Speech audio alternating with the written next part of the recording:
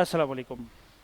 आज का हमारा टॉपिक है bailment, business law, contract act.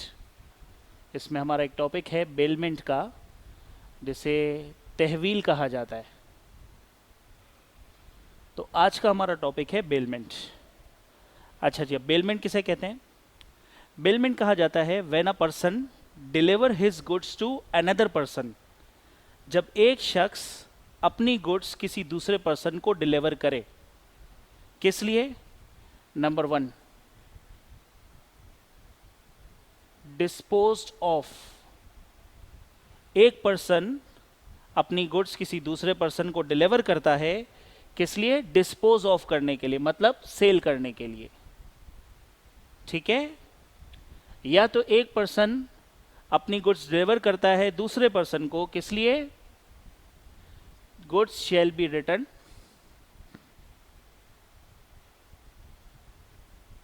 When purpose is over. जब मकसद खत्म हो जाएगा तो आपको गुड्स क्या कर देनी है? वापस कर देनी है। इस कंडीशन पे गुड्स आपको दी गई हैं कि खास वक्त तक के लिए, खास मकसद के लिए आपको दी गई हैं। जैसे ही वो वक्त या मकसद कंप्लीट हो जाएगा, गुड्स वापस ले ली जाएंगी। तीसरा, according to direction. Goods deliver की गई हैं और आपको एक डायरेक्शन दिया गया है, तो आपको उस डायरेक्शन को फॉलो करना है। राइट? तो बेलमेंट एक कॉन्ट्रैक्ट, ऐसा कॉन्ट्रैक्ट है जिसमें एक पर्सन अपनी गुड्स किसी दूसरे पर्सन को डिलीवर करता है। किस मकसद के तहत? कि या तो आपको गुड्स को क्या कर देना है? डिस्पोज ऑफ कर देना है, या तो आपको गुड्स को क्या करना है? एक खास मकसद या एक खास ड्यूरेशन पूरा होने के बाद आपको उसको रिटर्न कर देना है, या तो जो आपको डायरेक्शन दिया गया आपको उसको डायरेक्शन को फॉलो करना है। राइट? एग्जाम्पल्स जो इनकी समझनी बहुत ज़रूरी हैं, एक एक करके हम एग्जाम्पल समझ लेते हैं। सबसे पहले डिस्पोज ऑफ की एग्जाम्पल समझते हैं। राइट? फॉर एग्जाम्पल, ए एक पर्सन है जो कि अपनी गुड्स जो है वो बी को देता है। ठीक है? किस लिए दिया गया है? किस लिए दी गई है इसको गुड्स? सेल करने के लिए, कि भाई आप ये गुड्स मेरी अपने पास रखें और सेल करके मुझे सेल करके जो इसकी जो अमाउंट है वो मुझे वापस पे कर दीजिएगा। ठीक है? तो जब ए बी के पास अपनी गुड्स रखवा रहा है, इन दोनों के दरमियान जो कॉन्ट्रैक्ट है वो कॉन्ट्रैक्ट कहलाएगा बेलमेंट का। राइट? इस तरह की ढेरों एग्जांपल्स जो है वो आप अपनी प्रैक्टिकल लाइफ में देख सकते हैं। इसके बाद सेकंड है, shall be return when purpose is over. A अपने नेबर बी के पास अपनी यानी कि घर के कुछ यानी कि सामान रखवाता है, गुड्स रखवाता है अपने घर की, या कोई अपना फर्नीचर रखवाता है बी के पास। राइट? कि शाम को जो है मैं आपसे वो फर्नीचर या वो सामान जो वापस ले लूँगा, और बी जो है वो उसका फर्नीचर अपने पास अपने घर में रखने के लिए तैयार हो जाता है। अब ए और बी के दरमियान, चूंकि ए ने बी के पास अपने घर का फर्नीचर रखवाया है, ए और बी के दरमियान जो वो कॉन्ट्रैक्ट है वो कौन सा है? बेलमेंट का कॉन्ट्रैक्ट है। एक और इसी तरह की एग्जांपल ले लेते हैं।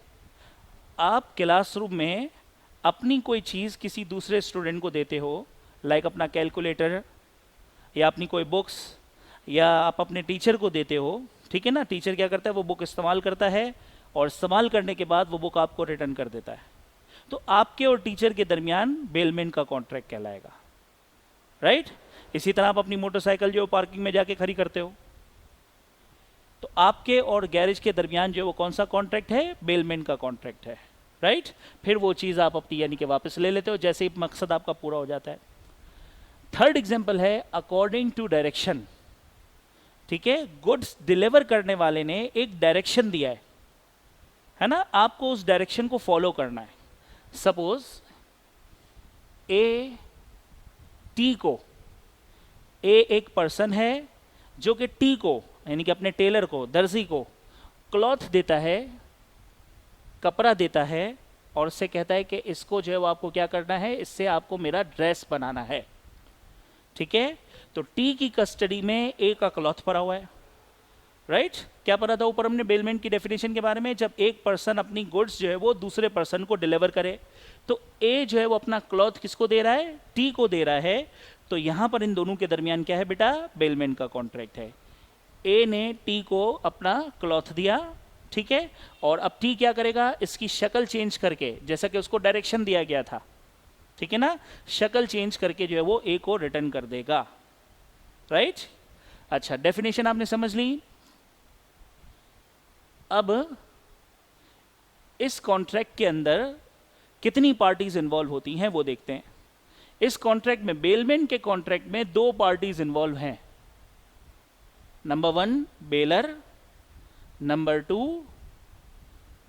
बेली। बेलर एंड बेली, ठीक है। बेलर कौन कहलाता है, the person who delivers the good. एक ऐसा शख्स जो कि अपनी गुड्स को डिलीवर करता है, बेलर कहलाता है। बेली कौन होगा, जिसको गुड्स डिलीवर की जाए। आइए इन 3 एग्जाम्पल्स में देखते हैं इसमें बेलर कौन है और बेली कौन है। पहली एग्जाम्पल मैंने आपको दी थी, जो कि मैंने इस फर्स्ट पॉइंट से उठाई थी, डिस्पोज ऑफ, सेल करने के लिए। ए अपनी गुड्स बी को देता है कि आप इन गुड्स को सेल करके इसकी जो अमाउंट है वो मुझे रिटर्न कर देंगे, ठीक है ना। तो ए ने गुड्स डिलीवर की हैं, तो ए कौन हुआ, बेलर हुआ। और बी को गुड्स डिलीवर की गई हैं, तो बी कौन हुआ, बेली हुआ। यहां तक बात समझ में आ रही है।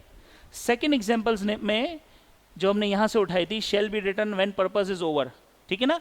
इसके पास गुड्स रखवाने के लिए, रखने के लिए इसको दिए, सेल करने के लिए नहीं दिए। सेल करने के लिए देंगे तो भी बेलमेंट का कॉन्ट्रैक्ट है, रखने के लिए देंगे तो भी बेलमेंट का कॉन्ट्रैक्ट है, राइट। तो ए ने अपने घर का फर्नीचर बी के पास रखवाया, जो कि उसका नेबर है। अब ए ने रखवाया है, ए ने डिलीवर किया है, तो ए कौन हुआ, बेलर हुआ, है ना। और बी के पास जो है वो रखवाया गया है या बी को डिलीवर किया गया है, तो बी कौन हुआ, बेली हुआ। थर्ड एग्जाम्पल जो यहां से हमने ली थी, अकॉर्डिंग टू डायरेक्शन, बेलर ने बेली को डायरेक्शन दिया है। बेलर यहां पे कौन है, ए है, जो कि अपना क्लॉथ टी को दे रहा है, तो ए बेलर है और टी जो है वो बेली है। ए ने टी को, बेलर ने बेली को डायरेक्शन दिया था कि इस क्लॉथ को आपको किस में कन्वर्ट करना है, ड्रेस में कन्वर्ट करना है। तो दोनों के दरमियान कौन सा कॉन्ट्रैक्ट हुआ, बेलमेंट का कॉन्ट्रैक्ट हुआ, राइट। यहां तक समझ में आ रहा है। ये हमारे बेलमेंट की कॉन्ट्रैक्ट की डेफिनेशन थी विद एग्जांपल्स। अब आगे डिस्कस करते हैं इसे। नेक्स्ट जो हमारा है टॉपिक बेलमेंट से रिलेटेड, वो है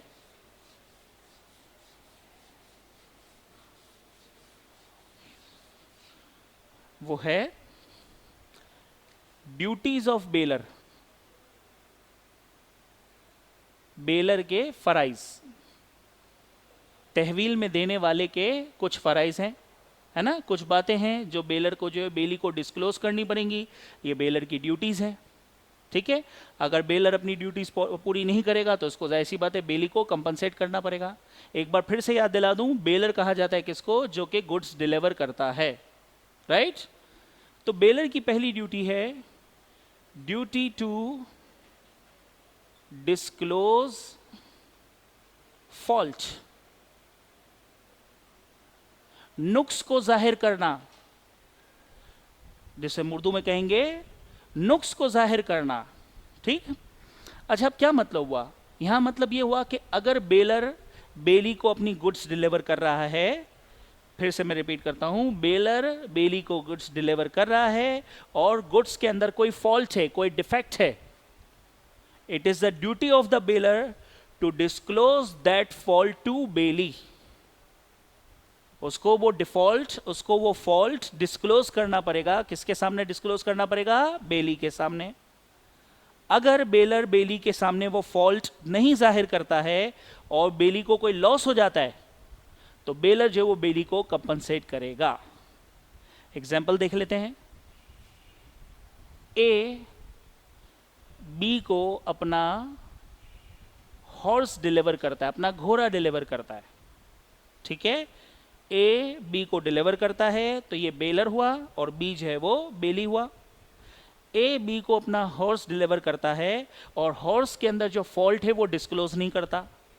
लेट सपोज कि हॉर्स जो है वो थोड़ा ज़रा वेशियस नेचर का है ना, इसकी नेचर जो ज़रा क्रूअल किस्म की है, इतनी जल्दी जो वो किसी को अपने ऊपर सवारी करने नहीं देता है। ए ने बी को जो है वो अपना हॉर्स डिलीवर किया और उसे हॉर्स की नेचर जो है वो डिस्क्लोज करना भूल गया, या उसने बताया ही नहीं कि भाई इस घोड़े के अंदर ये फॉल्ट है कि वो इतनी जल्दी किसी को अपने ऊपर सवार नहीं होने देता, राइट। अब बी जो वो क्या करता है, इसकी सवारी करने लग जाता है। अब हॉर्स जो है वो बी को कोई डैमेज पहुंचा देता है, उसे गिरा देता है, जिसकी वजह से कोई चोट पहुंचती है, इसका ठीक ठाक एक्सपेंस हो जाता है। तो अब ए जो कि बेलर है जिसने गुड्स डिलीवर की थी, वो बी को जो वो क्या करेगा, कंपनसेट करेगा, उसके नुकसान का अजाला करेगा। सिंपल, ठीक है। बेलर को बेली को बताना पड़ेगा जो गुड्स वो डिलीवर कर रहा है उसके अंदर अगर कोई फॉल्ट है, कोई डिफेक्ट है तो उसको बताना पड़ेगा। नहीं बताया, बेली को कोई लॉस होता है, बेली को कोई नुकसान होता है, बेलर उसको कंपनसेट करेगा। ठीक है जी। Next heading,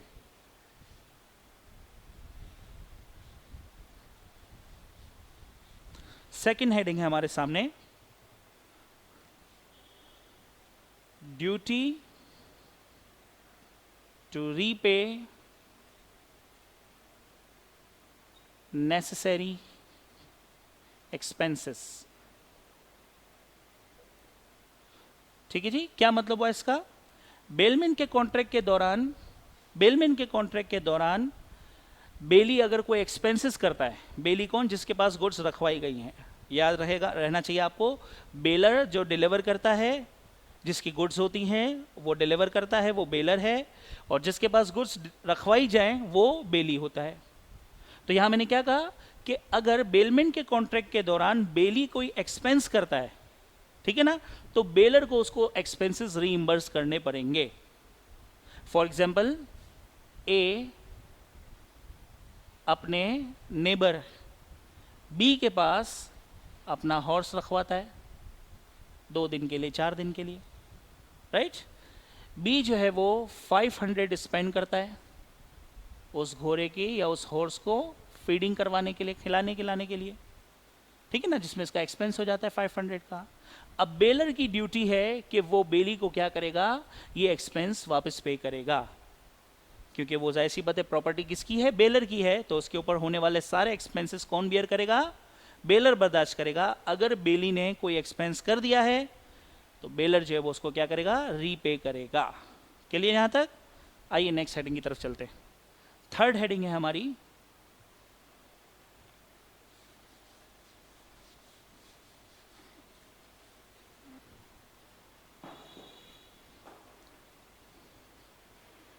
duty to repay extraordinary, गैर मामूली नौयत के अखराजात। रूटीन से हट के अगर कोई एक्सपेंस हो जाता है तो सेम वही बात है, बस थोड़ा सा इसमें आपको एक्स्ट्रा ऑर्डिनरी को समझना है, जो रूटीन से हट के कोई एक्सपेंस हो रहा है। एग्जाम्पल पिछली वाली उठा लेते हैं। ए अपनी गुड्स बी को डिलीवर करता है, ए ने डिलीवर किया है, ए बेलर है, और बी को गुड्स रखवाई गई हैं, बी बेली है, ठीक है ना। अगेन वो अपना हॉर्स रखवाता है बी के पास, ठीक है ना, और हॉर्स जो है वो सिक हो जाता है, बीमार हो जाता है। अब बी क्या करता है, बी जो है वो 500 स्पेंड करता है उसकी फीडिंग पर, उसके खाने पे, है ना, उसको चारे वारे पे जो है वो बी जो है वो स्पेंड करता है। तो वो तो हमने पिछली हेडिंग में पढ़ लिया था कि वो ए जो है वो इसको जो है वो उसका एक्सपेंस जो है वो वापस कर देगा। और दूसरा एक्स्ट्रा ऑर्डिनरी एक्सपेंस 200 जो है वो उसकी मेडिसिन पे खर्च करता है, राइट। तो ये एक ज़रा एक्स्ट्रा ऑर्डिनरी एक्सपेंसेस हैं रूटीन से हट के, ठीक है ना। तो अब बेलर जो है वो बेली को टोटल अमाउंट रीपे करेगा, वो कितनी हो जाएगी बेटा, 700। मतलब जो नॉर्मल एक्सपेंस हैं वो भी पे करेगा, और अगर कोई एक्स्ट्रा ऑर्डिनरी एक्सपेंसेस होते हैं तो वो भी जो है वो पे किए जाएंगे। कौन किसको पे करेगा, बेलर जो है वो बेली को पे करेगा। आई होप कि आपको समझ में आ रहा है। नेक्स्ट हम हेडिंग समझते हैं, नंबर 4 हेडिंग है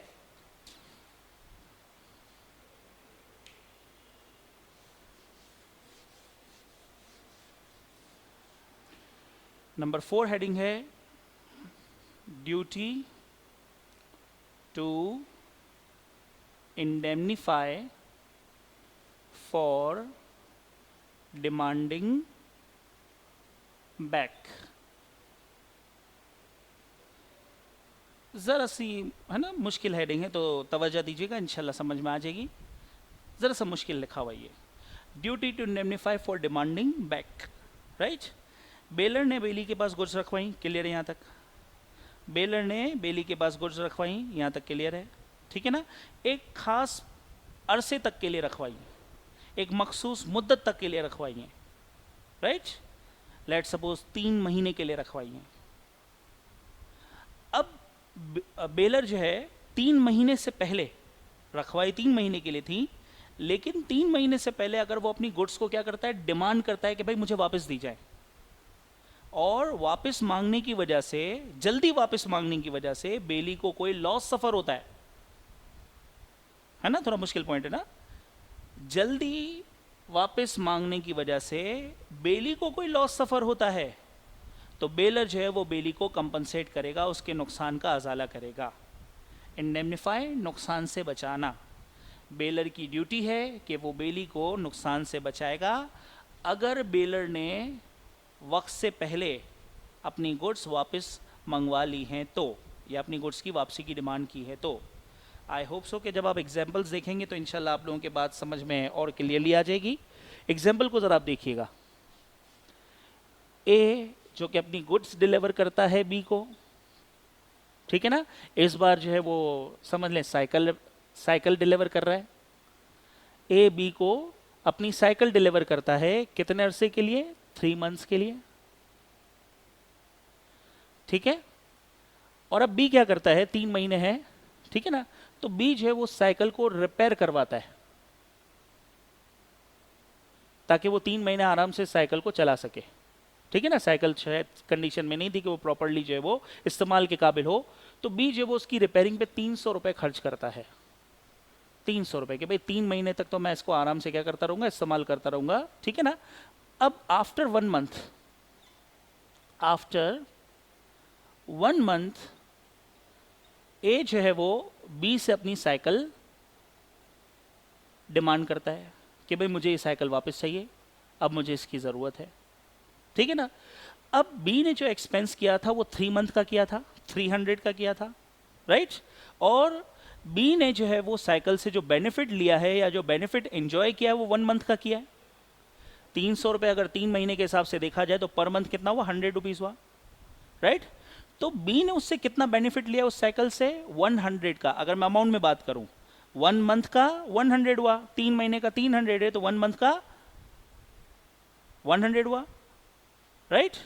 तो बी ने जो बेनिफिट लिया है वो कितने का लिया है, 1 मंथ का, मतलब 100 का लिया है। अब ये वक्त से पहले जो है वो डिमांड कर रहा है, ठीक है ना। तो अब जो बाकी रिमेनिंग 200 है जो बी पे कर चुका है, जिसका बेनिफिट इसको नहीं मिल रहा, अब वो बेनिफिट कौन उठाएगा, ए उठाएगा। तो अब ए को जो है वो बी को जो है वो 200 को का जो है वो क्या करना पड़ेगा, इंडेमनिफाई करना पड़ेगा, ठीक है। मैंने पहले ही कहा था थोड़ा मुश्किल पॉइंट है ना। आप इसको बार बार सुनना तो इंशाल्लाह ताला आपकी समझ में आ जाएगा। फिर से एक बार मैं बोल देता हूँ कि बेलर अगर बेली को गुड्स डिलीवर करता है किसी खास मकसद के लिए या कोई एक स्पेसिफिक ड्यूरेशन के लिए, जैसे मैंने यहाँ लिखा था 3 मंथ के लिए, यहाँ मैंने लिखा था, है ना। और फिर इसके बाद कुछ वक्त के बाद वो क्या करता है, 3 मंथ से पहले, एक स्पेसिफिक पीरियड से पहले अपनी गुड्स दोबारा डिमांड कर लेता है, ठीक है ना। तो उसने, बेली ने जितने भी एक्सपेंसेस किए हैं जिसका वो बेनिफिट नहीं ले सका, और उसका बेनिफिट अब कौन लेगा, बेलर लेगा, तो बेलर को उस अमाउंट का कंपनसेट करना पड़ेगा, किसको, बेली को, है ना। एग्जाम्पल भी एक दफ़ा देख लेते हैं। ए जो है वो बी को अपनी साइकिल डिलीवर करता है 3 मंथ के लिए कि after 3 months I will take back my cycle, है ना। और बी क्या करता है, 3 महीने साइकिल इसके पास रहने वाली है, जिसकी वजह से वो साइकिल की मेंटेनेंस पे या रिपेयर पे खर्च करता है 300। 1 महीने के बाद ए को ख्याल आ जाता है कि नहीं यार वो साइकिल वापस ले ली जाए, ए वो उससे वापस डिमांड करता है, ठीक है ना। अब बी जो उसके ऊपर 3 महीने का एक्सपेंस कर चुका है, ठीक है, इंजॉय से कितना किया है, 1 मंथ का बेनिफिट लिया है, बाकी के 2 मंथ का बेनिफिट कौन लेगा, ए लेगा। तो लिहाजा अब ए को जो है वो बी को बाकी 2 महीनों का या 200 का एक्सपेंस रीइंबर्स करना पड़ेगा या कंपनसेट करना पड़ेगा, राइट। इसके बाद नेक्स्ट हेडिंग है हमारी नंबर 5।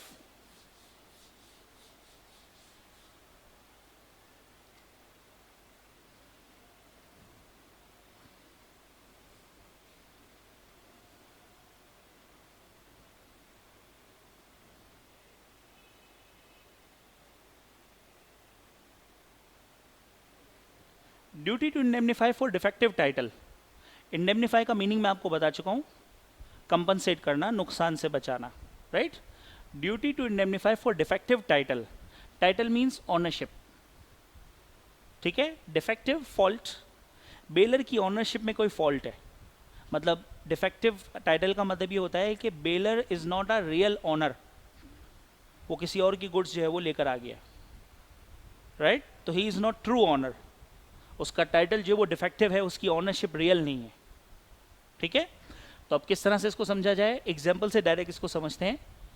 ए जो कि बेलर है ना, बी को, अपने फ्रेंड को, अपने नेबर का, अपने पड़ोसी का स्कूटर डिलीवर करता है विदाउट नॉलेज ऑफ नेबर, है ना। जैसे इसका नेबर कौन है, सी है,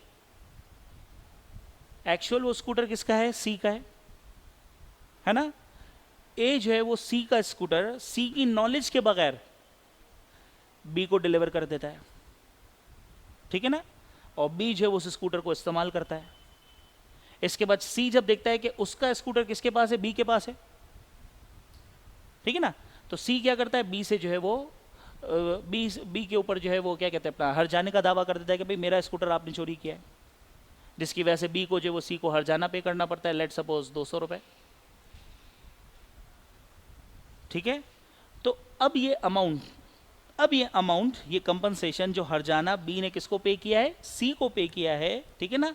बेली ये अमाउंट रिकवर करेगा किसके साथ, किससे, बेलर से रिकवर करेगा। अगेन टेक्निकल पॉइंट, ठीक है, समझना है इसको आपको। ए असली ऑनर की परमिशन के बगैर, है ना, स्कूटर किसका, सी का, अपना स्कूटर, सी का स्कूटर ए जो है वो बी को डिलीवर करता है ना। बी इस उसके स्कूटर को इस्तेमाल करता है, सी जब बी को इस्तेमाल करते हुए देखता है तो उसके ऊपर हट जाने का दावा कर देता है कि भाई मेरा स्कूटर आप कैसे इस्तेमाल कर सकते हो। बी हरजाना पे करता है 200 रुपये, ठीक है ना। और फिर इसके बाद बी जो इस हरजाने का मुतालबा किससे करेगा, ए से करेगा, क्योंकि ए ने इसके साथ गलत किया था। बी को ऐसा लग रहा था कि ये स्कूटर किसका है, ए का है, और ए ने भी से नहीं बताया कि मेरा नहीं है बल्कि किसका है, सी का है, ठीक है ना। तो अब जो कंपनसेशन बेली ने थर्ड पार्टी को पे किया है, बेली वो कंपनसेशन रिकवर करेगा, किससे रिकवर करेगा, बेलर से रिकवर करेगा, ओके। इसके बाद एक और पॉइंट है इसका,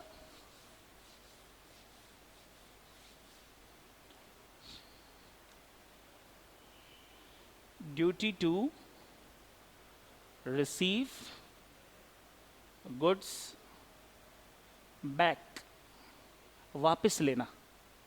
अब जाहिर सी बात है, बेलर अगर गुड्स डिलीवर कर रहा है, एक स्पेसिफाइड टाइम के लिए डिलीवर कर रहा है, तो जैसी ड्यू डेट आ जाती है, बेलर उसको चाहिए कि वो अपनी गुड्स जो है वो रिसीव कर ले, किससे रिसीव कर ले, बेली से।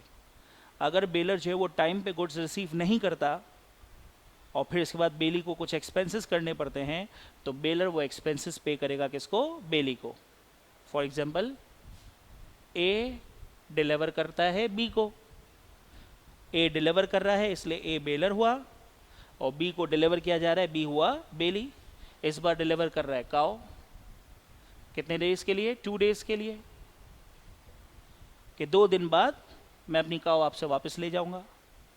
2 दिन के बाद हुआ यह कि ए आया नहीं, ए आया आफ्टर 5 डेज, 5 दिन के बाद ए आया। अब इन 3 दिनों में बी ने इसको जाहिर सी बात है फीड करवाया, है ना, जो भी मतलब के जो एक्सपेंसेस किए, जितने भी एक्सपेंसेस किए, वो सारे के सारे एक्सपेंसेस जो है वो ए जो है वो क्या करेगा, बी को पे करेगा, मतलब बेलर जो है वो बेली को पे करेगा, ठीक है। अगर टाइम पे गुड्स ना ले, बेलर गुड्स टाइम पे रिसीव ना करे, और बेली जो है वो गुड्स के ऊपर कोई एक्सपेंसेस कर रहा है, राइट, तो फिर जो है वो बेलर को, बेली को वो एक्सपेंसेस पे करने पड़ेंगे। तो ये 6 ड्यूटीज थी बेलमेंट के टॉपिक में बेलर के हवाले से। एक दफ़ा दोबारा से इन तमाम ड्यूटीज़ को एक साथ लिख देते हैं ताकि आप लोगों को रिवाइज करने में आसानी हो। पहली ड्यूटी है duty to disclose fault, duty to pay या रीपे कर देते हैं, नेसेसरी एक्सपेंसेस जिसमें मैंने वो फीडिंग की बात की थी, duty to repay, extraordinary expenses जो रूटीन से हट के एक्सपेंसेस हैं वो। नंबर 4, ड्यूटी टू इंडेमनीफाई, इसको आपको हेडिंग को जो है वो बार बार आने के देखना है, समझना है। Duty to indemnify for demanding back, वक्त से पहले अगर वापस मांगी है तो फिर क्या तरीक़ेकार होगा। ड्यूटी टू इंडेमनीफाई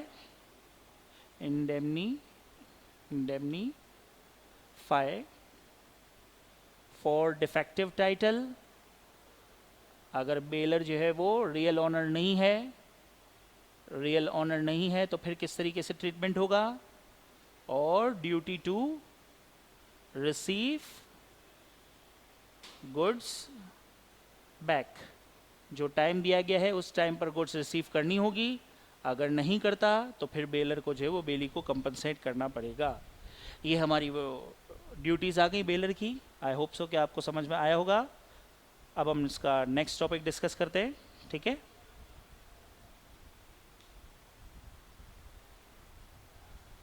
जी, तो ड्यूटीज़ ऑफ बेलर के बाद अब हम डिस्कस करेंगे राइट्स ऑफ बेलर, ठीक है जी। राइट्स ऑफ बेलर,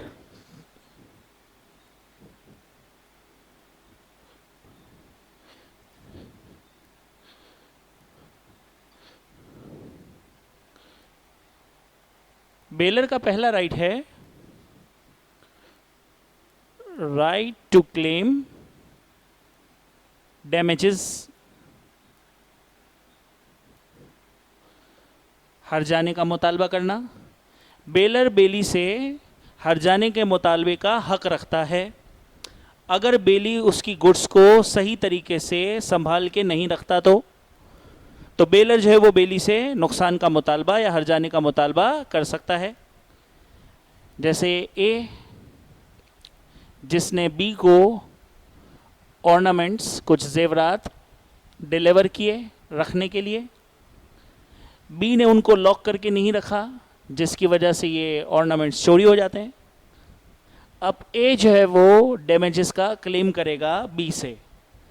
याद दिला दूं आपको, बेलर डिलीवर करने वाला, बेली जिसको डिलीवर किया जाए। तो क्या हेडिंग में मैंने बताया था, right to claim damages, bailor bailee से हर्जाने का मुतालबा कर सकता है अगर बेली जो है वो उसकी गुड्स को सही तरीके से टेक केयर नहीं करता है तो। एग्जाम्पल, ए ने बी को ऑर्नामेंट्स रखवाए, अपने कुछ जेवरात रखवाए बी के पास, ए बेलर हुआ, बी बेली हुआ, ठीक है ना। बी ने उसकी सही तरीके से हिफाजत नहीं की, मतलब कि जिस तरह से उसको लॉक करके रखना चाहिए था, है ना, वैसे नहीं रखा। तो अब ये ऑर्नामेंट्स अगर चोरी हो जाते हैं तो ए जो है, बेलर जो है वो बेली से डैमेजेस क्लेम करेगा, राइट। अच्छा, दूसरा राइट है right to demand back. Bailor जो है वो बेली से के पास जो रखवाई हुई गुड्स हैं उनकी डिमांड कर सकता है, वापस मांग सकता है। एक प्रॉपर टाइम के लिए उसको गुड्स दी गई थी बेली को, या एक स्पेसिफिक पर्पस के लिए गुड्स दी गई थी बेली को। जैसे ही पर्पस पूरा हो जाएगा या टाइम मुकम्मल हो जाएगा, बेलर जो है वो वापस मुतालबा करेगा अपनी गुड्स का। और अगर बेली उसको उस टाइम पर गुड्स प्रोवाइड नहीं करता है जिसकी वजह से बेलर को नुकसान हो जाता है तो बेलर बेली से कंपनसेशन का मुतालबा करेगा। एग्जाम्पल, ए अपनी कार रेंट पर देता है बी को, ए अपनी कार रेंट पर देता है बी को, ए डिलीवर कर रहा है, ये बेलर है और बी बेली है, ठीक है। 5 डेज के लिए रेंट पर दी जाती है कार, ए रेंट पर दे रहा है, बी को दे रहा है, बेलर बेली, ठीक है। 5 डेज के बाद ए जो है वो इससे अपनी कार का वापसी का मुतालबा कर सकता है। अगर बी 5 दिन गुजर जाने के बाद ए को कार वापस नहीं करता, ए जो है वो इससे डैमेजेस क्लेम करेगा, ठीक है। नेक्स्ट पॉइंट,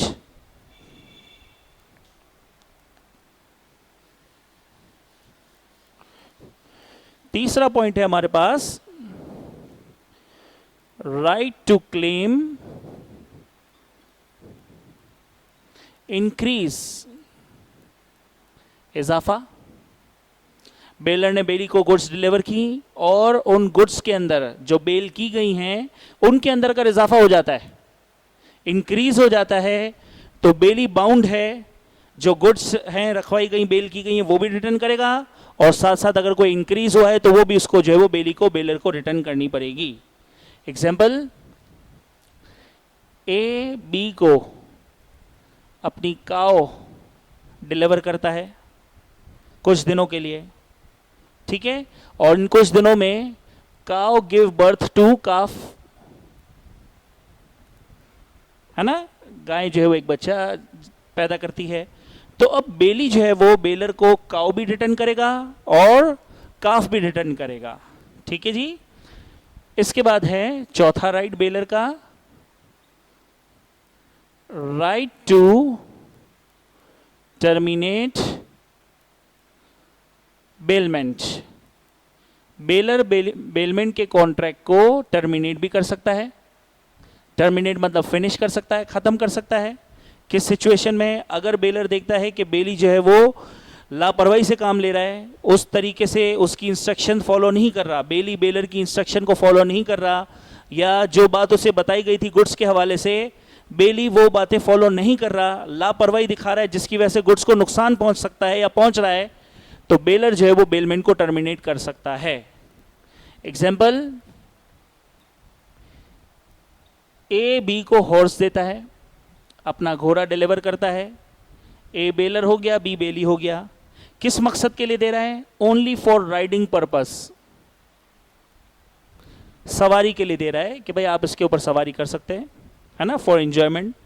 अब बी क्या करता है? ए को बताए बगैर, बेली बेलर को बताए बगैर, है ना, इस हॉर्स को मार्केट में लेके जाता है और इसके ऊपर सवारियां करवाना, सामान लादना शुरू कर देता है, कैरेज के तौर पर इस्तेमाल करता है। बेलर ने बेली को गुड्स दी थी, मतलब हॉर्स दिया था, किसके लिए? राइडिंग के लिए, सवारी के लिए।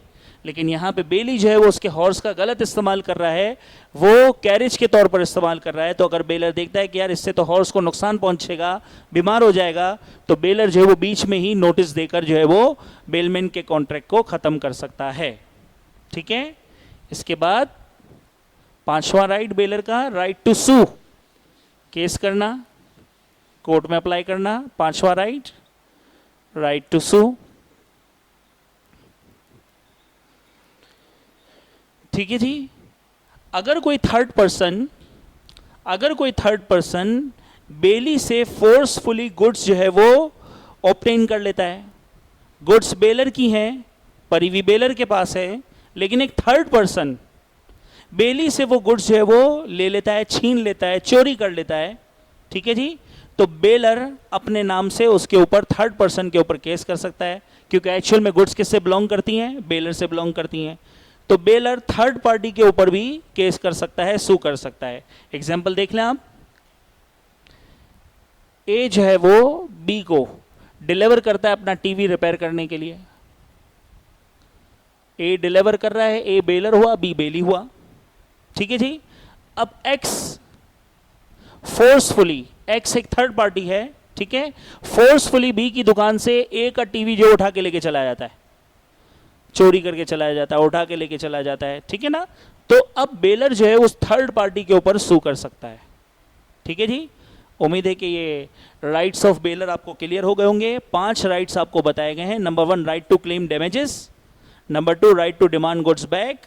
Right to claim increase. Right to terminate the bailment. और 5वां, राइट टू सू, ठीक है जी। राइट्स और ड्यूटीज ऑफ बेलर डिस्कस करने के बाद अब हम डिस्कस करेंगे राइट्स ऑफ बेली। बेली के क्या राइट्स हैं?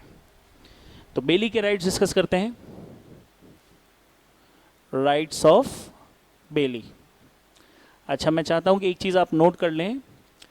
कुछ देर पहले हमने ड्यूटीज़ ऑफ बेलर को डिस्कस किया था, ठीक है। अब ड्यूटीज़ ऑफ बेलर का जो हमने डिस्कस किया था, उसकी अगर उसके अपोजिट पॉइंट की अगर हम बात करते हैं तो वो क्या बन जाएंगे? राइट्स ऑफ बेली बन जाएंगे, ठीक है। जैसे पहला राइट है इसका, right to claim damages. Right to claim damages. Bailee bailor से डैमेजेस क्लेम कर सकता है। कब कर सकता है? जब बेलर बेली को गुड्स डिलीवर करे और गुड्स के अंदर कोई फॉल्ट हो, वो फॉल्ट वो बेली को ना बताए और बेली को कोई नुकसान पहुंच जाता है, ठीक है, तो उस सूरत में बेली जो है वो बेलर से डैमेजेस क्लेम करेगा। वीडियो अगर आप थोड़ा सा पीछे घुमाएंगे तो आपको मैंने एक एग्जांपल दी थी, अगेन वही वाली एग्जांपल दे देता हूं। ए बी को अपना हॉर्स डिलीवर करता है, ठीक है, और हॉर्स जो है वो जरा क्रूअल नेचर का है, वेशियस है ना, मतलब इसी इतनी आसानी से अपनी सवारी किसी को करने नहीं देता हॉर्स, ठीक है, उसके अंदर एक फॉल्ट है। ए ने बी को हॉर्स डिलीवर किया, ए बेलर है और बी बेली है, हम राइट्स ऑफ बेली, अब हम इसके पॉइंट ऑफ व्यू से डिस्कस कर रहे हैं, ठीक है जी। अब क्या होता है कि बी जो है वो, चूंकि ए ने इसको इसका हॉर्स का फॉल्ट बताया नहीं कि वो अपने मतलब कि किसी को भी जो अपने पीठ पर सवार होने नहीं देता है, बी जो है वो उसकी सवारी कर देता है, जिसकी वजह से हॉर्स जो है वो उसको गिरा देता है और बी को कोई नुकसान पहुंच जाता है। तो बी जो है वो क्या करेगा? ए से डैमेजेस क्लेम करेगा, राइट। इसके अलावा इसका दूसरा राइट है बेली का, राइट टू रिकवर एक्सपेंसेस। दोनों किस्म के एक्सपेंसेस, नॉर्मल रूटीन वाले और एक्स्ट्राऑर्डिनरी भी। इसमें भी आपको बताया गया था, शायद अगर आपको याद हो तो, राइट टू रिकवर एक्सपेंसेस, बेली अगर गुड्स के ऊपर जो बेल की गई हैं उसके ऊपर किसी किस्म का कोई एक्सपेंस करता है तो वो एक्सपेंस रिकवर करेगा। किससे रिकवर करेगा? बेलर से करेगा। थोड़ी देर पहले एग्जांपल दी गई थी कि ए अपनी काओ बी को डिलीवर करता है और बी जो कि बेली है वो काओ की फीडिंग पर और मेडिसिन पर सर्टेन अमाउंट खर्च करता है, लेट्स सपोज 500 खर्च करता है, तो जितना भी एक्सपेंसेस ने किया है वो सारा का सारा रिकवर करेगा। किससे बेटा? ए से रिकवर करेगा, यानी कि बेलर से रिकवर करेगा। ओके, नेक्स्ट राइट है हमारे पास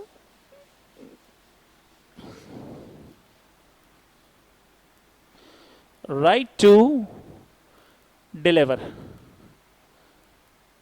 ठीक है, after certain time, after specified time या किसी पर्पस के कंप्लीट होने के बाद बेली जो वो बेलर को गुड्स डिलीवर करेगा, ठीक है। ये तो एक सिंपल सी बात है। लेकिन in case of joint bailor, joint owner है, जॉइंट बेलर है, ठीक है ना, जैसे यहां पे मैं आपको बताऊं कि तीन जो है वो एक ही चीज के मालिक हैं, तीन लोग एक ही चीज के मालिक हैं, ए बी और सी, ठीक है। ये अपनी गुड्स बेल करते हैं, डिलीवर करते हैं किसको? एक्स को। अब डिलीवरी का टाइम जब आएगा तो डिलीवरी किसको दी जाएगी, ठीक है ना। ये जब ये डिलीवर किया जाएगा, मतलब कि जब ए बी सी अपनी गुड्स जब एक्स को डिलीवर कर रहे होंगे तो उसकी उसी टाइम पर, डिलीवर करने के टाइम पर उसको एक तरीकेकार बता देंगे कि आपको किसको रिटर्न करना है। तीनों को एक साथ करना है, या ए को करना है, या बी को करना है, या सी को करना है, ठीक है ना। In the absence of any direction bailee किसी एक को भी गुड्स रिटर्न कर सकता है। किसी एक को रिटर्न कर दिया, खत्म, तीनों को रिटर्न हो गया, ठीक है। तो बेली जो है वो इन the absence of any contract किसी एक को भी गुड्स जो है वो क्या कर सकता है? डिलीवर कर सकता है। नेक्स्ट है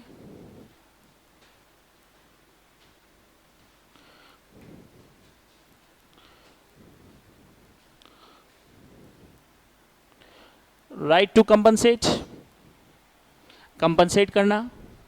कंपनसेट में किस तरीके से आप लिखेंगे कि अगर बेलर जो है वो उसका ऑनरशिप का टाइटल डिफेक्टिव है, मतलब बेलर जो है वो रियल ऑनर नहीं है, रियल ऑनर कोई और है, और फिर गुड्स बेल करने के बाद रियल ऑनर जो है वो बेली से मांगता है अपनी गुड्स, और बेली को जो है उसको कंपनसेट करना पड़ता है रियल ऑनर को, तो वो सारा कंपनसेट जो वो रिकवर करेगा किससे?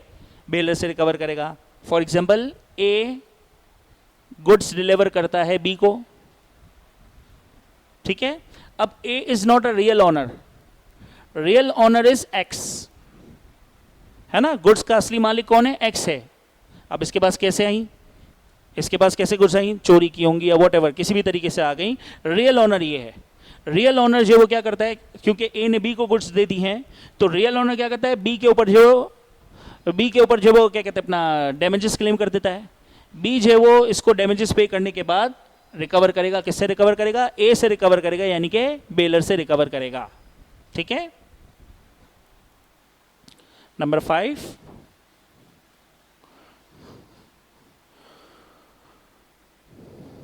Right to stop delivery.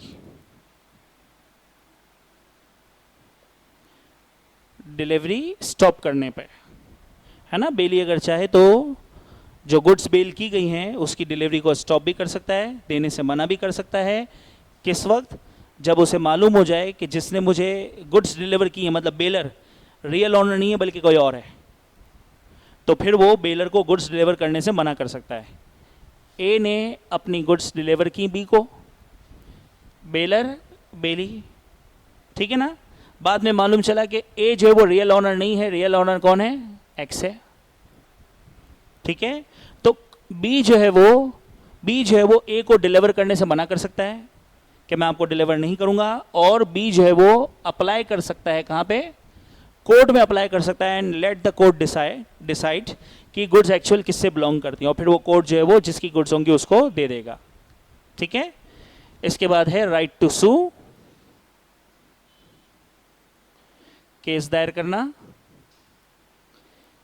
अगर कोई थर्ड पार्टी बेली से जबरदस्ती गुड्स जो है वो गुड्स का पोजीशन, गुड्स का कब्जा हासिल कर लेती है, तो बेली अपने नाम से भी उस थर्ड पार्टी के ऊपर केस कर सकता है। थोड़ी देर पहले हमने इस पॉइंट को किसी और बेलर के पॉइंट ऑफ व्यू से डिस्कस किया था कि कोई थर्ड पार्टी बेली से ज़बरदस्ती जो है वो बेलर की गुड्स जो है वो बेलर की गुड्स का पोजीशन हासिल कर लेती है, तो उसके ऊपर बेलर भी केस कर सकता है, ठीक है। और यहाँ पे हम पढ़ रहे हैं क्या? बेली भी उसके ऊपर केस कर सकता है। लेट सपोज, अभी टीवी वाली मैंने आपको एग्जाम्पल दी थी, ए जो है वो बी को अपना टीवी रिपेयर करने के लिए देता है, ठीक है। एक्स फोर्सफुली, जबरदस्ती जो है वो बी की दुकान से ए का टीवी जो है वो उठा के ले जाता है, ठीक है ना। तो पहले हमने क्या पढ़ा था? बेलर जो है वो थर्ड पार्टी के ऊपर केस कर सकता है, बेलर भी कर सकता है, बेली भी कर सकता है। Right to sue, third party के ऊपर केस किया जा सकता है। और इसके बाद आखिरी राइट है इसका, सातवां, राइट टू लियन। लियन मतलब कब्जे में रखना, टेक पोजीशन, राइट टू लियन।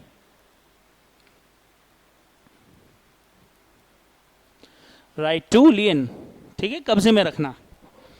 बेली जो है वो जो गुड्स बेल की गई हैं उनको अपने कब्जे में रख सकता है, उस वक्त तक रख सकता है कि अगर जो है वो उसको उसकी पेमेंट ना मिल जाए। जैसे जो लेबर उसने जो है वो गुड्स पे लगाया हुआ है, जो स्किल उसने जो है वो इस्तेमाल किए हैं, अगर बेलर उसकी पेमेंट बेली को नहीं कर रहा है तो बेली जो है वो गुड्स को अपने कब्जे में रख सकता है।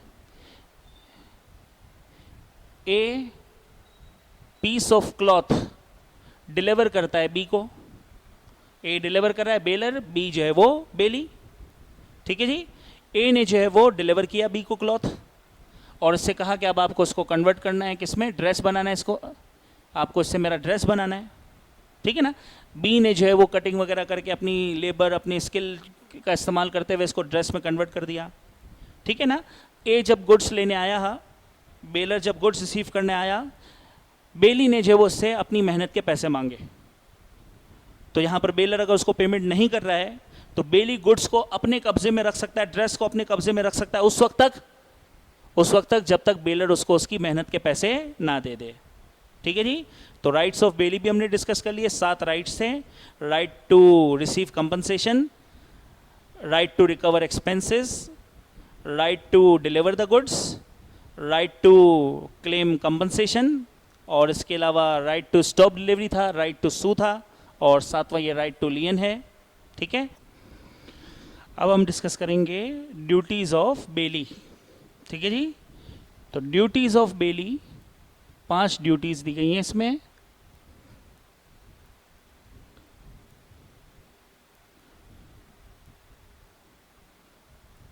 पहली ड्यूटी है इसकी, duty to take reasonable care, ठीक है। जो गुड्स बेल की गई हैं, बेली उन गुड्स की रीजनेबल केयर करेगा। अगर रीजनेबल केयर नहीं की गई, लॉस हो जाता है, तो बेली जो है वो बेलर को लॉस कंपनसेट करेगा। एग्जाम्पल, ए बी को कुछ ऑर्नामेंट्स डिलीवर करता है, जेवराट डिलीवर करता है, जिसे बी जो है वो अनलॉक रखता है, लॉक नहीं करता, जिसकी वजह से वो जेवरात चोरी हो जाते हैं, लॉस हो जाता है। अब बी जो है वो इसको लॉस पे करने का पाबंद होगा, तो गुड्स की जो है वो रीजनेबल केयर करनी है। Number 2, duty not to make unauthorise used, ठीक है, अनऑथोराइज इस्तेमाल नहीं किया जाएगा, अनऑथोराइज यूज नहीं किया जाएगा। जिस मकसद के लिए आपको दिया गया है, जिस मकसद के लिए बेली को गुड्स डिलीवर की गई हैं, दी गई हैं, उसी मकसद के लिए गुड्स को इस्तेमाल किया जाएगा, किसी और मकसद के लिए नहीं किया जाएगा, राइट। जैसे ए जो है वो बी को अपनी कार डिलीवर करता है कस्टडी के लिए, सिर्फ कस्टडी के लिए रखनी है आपको ये कार। ए ने अपनी कार बी को डिलीवर की, बी बेली है। अब बी जो है वो इस कार को कैरेज के तौर पे इस्तेमाल करता है, सवारी के तौर पे इस्तेमाल करता है करीम के लिए, है ना, इस तरह से वो सर्विस वगैरह देता है। तो अब ये जो है वो ना बेली जो है वो इस तरह का जो है वो इस्तेमाल गुड्स का नहीं कर सकता, बेलर जो है वो इससे डैमेजेस क्लेम कर सकता है, ठीक है। Number 3, duty not to mix, duty not to mix, bailee जो है वो अपनी गुड्स जो है वो बेलर की गुड्स के साथ मिक्स नहीं करेगा। बेलर ने अपनी गुड्स दी हैं, रखवाई हैं, किसके पास रखवाई हैं, बेली के पास रखवाई हैं, है ना। और इसी तरह की मिलती जुलती गुड्स जो है वो बेली के पास भी पड़ी हुई हैं। तो बेली अपनी गुड्स जो है वो उसके साथ जो है वो मिक्स नहीं करेगा। अगर मिक्स कर दी हैं तो सेपरेशन को, गुड्स को जो सेपरेट करने के एक्सपेंसेस हैं वो बेली बर्दाश्त करेगा। और अगर सेपरेशन पॉसिबल नहीं है तो जो लॉस हुआ है वो लॉस जो है वो बेली को जो है देना पड़ेगा, किसको, बेलर को, ठीक है ना। फूड आइटम की और इस तरह की एग्जांपल ली जा सकती हैं। राइस के बैग हो गए, शुगर के बैग हो गए। ए राइस के बैग, है ना, सर्टेन बैग्स बी के पास रखवाता है, ठीक है। और बी के पास भी पहले से कुछ बैग्स पड़े हुए हैं। अब बी क्या करता है, इन बैग्स को अपने बैग्स के साथ मिक्स कर देता है, ठीक है। तो अगर बैग्स सेपरेट किए जा सकते हैं तो सेपरेशन का एक्सपेंस बी बर्दाश्त करेगा। और अगर पॉसिबल ही नहीं है सेपरेट करना तो जितना ए को लॉस हुआ है, बेलर को लॉस हुआ है, वो सारा का सारा कंपनसेट करेगा कौन, बेली, ठीक है। नेक्स्ट है, अगली ड्यूटी है बेली की, duty to return goods, duty to return goods. अगर गुड्स जो हैं वो एक खास मुद्दत के लिए दी गई हैं तो उस मुद्दत के अंदर बेली को गुड्स डिलीवर करनी पड़ेंगी, रिटर्न करनी पड़ेंगी। अगर उस खास अरसे के गुजर जाने के बाद, मखसूस वक्त के गुजर जाने के बाद बेली रिटर्न नहीं करता है और गुड्स को कोई डैमेज पहुंच जाता है तो बेली जो है वो कंपनसेट करेगा बेलर को। ए बी को अपना हॉर्स देता है, बी की कस्टडी में अपना हॉर्स रखवाता है 5 डेज के लिए, ठीक है ना। अब 5 डेज के बाद जो है वो बी जो है वो इसको रिटर्न कर देगा, ए को, बेली ए को रिटर्न कर देगा। 5 डेज के बाद वो रिटर्न नहीं करता और इन केस हॉर्स, है ना, मर जाता है तो फिर बेली जो है वो बेलर को कंपनसेट करेगा। एनी रीज़न, किसी भी वजह से मर जाता है, ठीक है ना, टाइम गुजरने के बाद रखा है तो फिर उसको जो है वो कंपनसेट करना पड़ेगा। लास्ट है हमारे पास, लास्ट है ड्यूटी टू रिटर्न इंक्रीज। जो गुड्स बेल की गई हैं, जो गुड्स बेल की गई हैं उसमें अगर कोई इजाफा हो जाता है तो बेली को एक्चुअल गुड्स भी रिटर्न करनी होंगी और साथ साथ जो इजाफा हुआ है वो भी रिटर्न करनी होंगी। जैसे मैंने आपको कहा था कि ए जो है वो बी को डिलीवर करता है अपनी काऊ, आफ्टर सम टाइम जब रिटर्न करने की बारी आती है तो काऊ गिव बर्थ टू काफ, तो बेली को काऊ के साथ साथ काफ को भी रिटर्न करना होगा। जितना भी इजाफा हुआ है, इंक्रीज हुआ है, वो सारा का सारा बेलर को रिटर्न किया जाएगा, ठीक है जी। अच्छा, अब बेलमेंट से रिलेटेड एक और टॉपिक है, छोटा सा टॉपिक है, उसको भी डिस्कस कर लेते हैं। वो है प्लेज। हम कहते हैं गिरवी, प्लेज को पॉन भी कहते हैं। प्लेज और पॉन, गिरवी रखवाना, ठीक है। एक ऐसा कॉन्ट्रैक्ट जिसमें एक पार्टी दूसरी पार्टी को गुड्स बेल करती है, बेलमेंट से ताल्लुक है इसका, बेल मतलब डिलीवर करती है। एक पार्टी दूसरी पार्टी को गुड्स बेल करती है, किस मकसद के लिए, एज अ सिक्योरिटी के तौर पे। लोन चाहिए, सिक्योरिटी के तौर पे गुड्स बेल की गई हैं, तो ये क्या कहलाएगा, कौन सा कॉन्ट्रैक्ट कहलाएगा, प्लेज कहलाएगा या पॉन कहलाएगा। ठीक है, जैसे ए बी से लोन हासिल करने के लिए, कर्जा लेने के लिए अपनी प्रॉपर्टी